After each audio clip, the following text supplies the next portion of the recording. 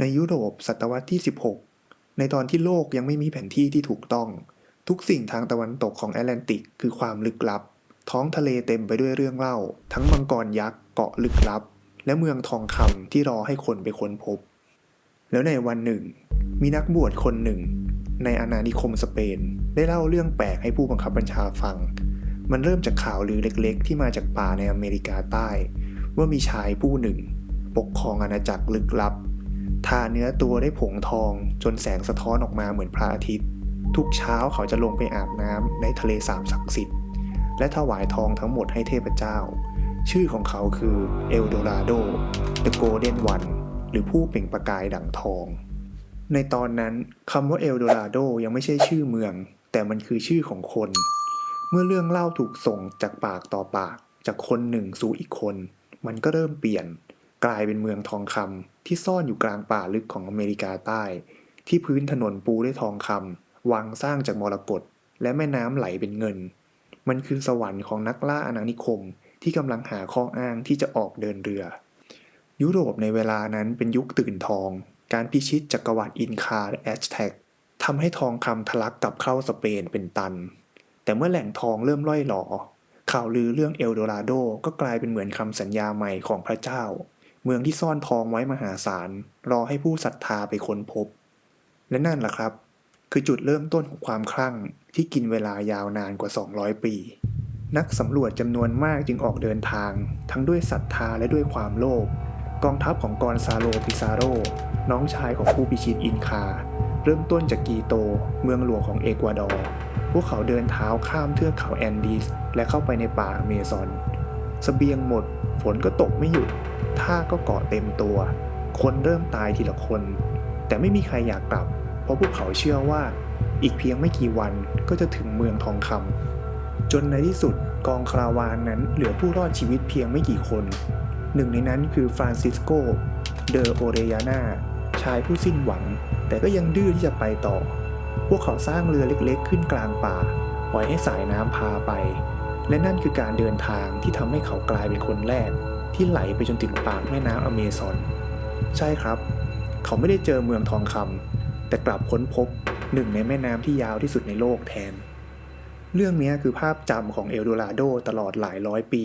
ไม่มีใครเจอทองแต่ทุกคนทิ้งบางอย่างไว้ให้ประวัติศาสตร์ไม่ว่าจะเป็นแผนที่เรื่องเล่าหรือว่าศพหลังจากนั้นประเทศอื่นก็เริ่มเข้าร่วมอังกฤษฝรั่งเศสโปรตุเกสต่างส่งกองสำรวจเข้าไปในป่าเพราะใครก็ตามที่เจอเมืองทองคำก่อนก็จะกลายเป็นเจ้าของดินแดนทั้งทวีปแต่ป่ามันไม่ได้สนใจว่าใครจะชนะมันกลืนคนทุกคนเข้าไปเหมือนกันทั้งโรคภัยไข้เจ็บความหิวสัตว์มีพิษและการโจมตีจากเผ่าพื้นเมืองทำให้แทบไม่มีใครกลับมาได้แต่ที่น่าสนใจก็คือกลับไม่มีใครยอมรับเลยว่าเมืองทองคำมันไม่มีอยู่จริงเพราะถ้ามันไม่มีอยู่จริงแล้วพวกเราจะทำไปเพื่ออะไรเอลโดราโดก็เลยกลายเป็นความหวังสุดท้ายของคนที่ไม่อยากยอมแพ้เวลาที่เราดูแผนที่อเมริกาใต้ในยุคนั้นคุณจะเห็นจุดที่เขียนว่า Terra Incognita ดินแดนที่ยังไม่มีใครรู้จักและตรงกลางของมันมักจะมีคำว่าเอลโดราโดอยู่เสมอมันกลายเป็นช่องว่างทางจินตนาการที่ยุโรปใช้เติมเต็มด้วยความโลภความศรัทธาและความฝันแต่ในขณะที่คนยุโรปฝันถึงทองคนพื้นเมืองกลับฝันถึงการรอดชีวิตเพราะทุกครั้งที่นักสำรวจเดินทางมาพร้อมความเชื่อเรื่องเอลโดราโดสิ่งที่ตามมาคือการฆ่าล้างเผ่าพันธุ์การเผาหมู่บ้านและการบังคับให้ชนเผ่าสารภาพว่าทองคำอยู่ที่ไหนในยุโรปชื่อเอลโดราโดเริ่มถูกใช้ในความหมายใหม่มันกลายเป็นสัญลักษณ์ของความมั่งคั่งที่จับต้องไม่ได้ในวรรณกรรมศิลปะบทกวีเอลโดราโดไม่ใช่แค่เมืองแต่มันคือฝันที่มนุษย์อยากจะให้มีจริงเหมือนภาพสวรรค์บนแผนที่ที่เราไม่มีทางไปถึงแต่สิ่งที่คนยุโรปไม่เคยเข้าใจเลยก็คือเรื่องจริงของตำนานนี้อยู่ที่ทะเลสาบกวาตาวิตาในโคลอมเบียที่หัวหน้าเผ่ามุยสกาใช้ประกอบพิธีบูชาเขาจะทาผงทองทั่วร่างนั่งอยู่บนแพไม้แล้วก็ลอยออกไปกลางทะเลสาบก่อนจะโปรยทองคำและเครื่องประดับลงในน้ำเป็นเครื่องบูชาให้เทพเจ้าและเมื่อยุโรปได้ยินเรื่องนี้มันก็ถูกตีความใหม่จากพิธีทางศาสนาก็กลับกลายเป็นแผนที่ขุมทองช ช่วงปลายศตวรรษที่ 16-17 มีคนพยายามระบายน้ำจากทะเลสาบกวาวาวิต้าเพื่อหาทองคำที่จมอยู่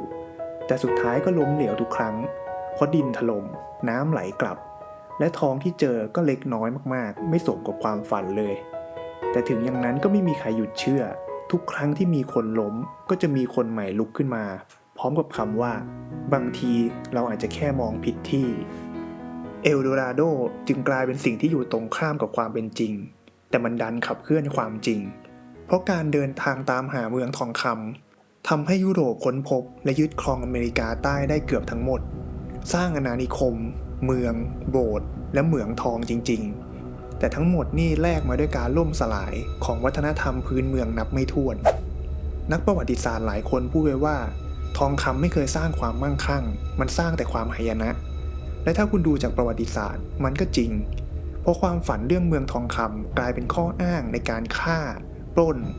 และการพิชิตเอลโดราโดไม่ได้เปลี่ยนโลกด้วยทองคำแต่มันเปลี่ยนโลกด้วยความโลภหลายศตวรรษผ่านไปความฝันนั้นยังไม่จางหายแม้ในศตวรรษที่ 19 ก็ยังมีนักผจญภัยพยายามตามรอยอยู่บางคนหายไปตลอดกาลในป่าที่ไม่มีชื่อและสิ่งที่เหลือไว้มีแค่สมุดบันทึกเปียกน้ำกับกระดูก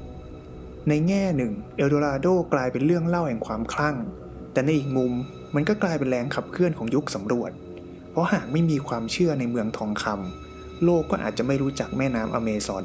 ไม่รู้จักโคลอมเบียไม่รู้จักทวีปอเมริกาใต้ในแบบที่มันเป็นเอลโดราโดจึงไม่ใช่แค่ตำนานแต่มันคือกระจกสะท้อนธรรมชาติของมนุษย์ที่พร้อมจะแลกทุกอย่างเพื่อสิ่งที่ตัวเองอยากให้มีจริงเพราะสำหรับมนุษย์บางครั้งความหวังคือสิ่งเดียวที่มีค่ามากกว่าทองคำทั้งหมดในโลกผ่านไปเกือบ500 ปีชื่อเอลโดราโดยังไม่หายไปไหนคุณยังเห็นมันอยู่ในชื่อคาสิโนรีสอร์ทและเมืองต่างๆเพราะเรายังอยากเชื่อว่ายังมีที่แบบนั้นอยู่ที่ที่เราจะรวยในพริบตาที่ที่ทุกอย่างดีพร้อมและที่ที่ความฝันเป็นจริงเพราะสุดท้ายแล้วเมืองทองคำไม่เคยมีอยู่จริงแต่ความเชื่อว่ามันมีอยู่จริงต่างหากที่ทำให้มนุษย์เดินทางไปได้ไกลกว่าที่เคยและยังคงเดินต่อไปแม้จะไม่รู้เลยว่าปลายทางนั้นมีทองอยู่จริงหรือเปล่า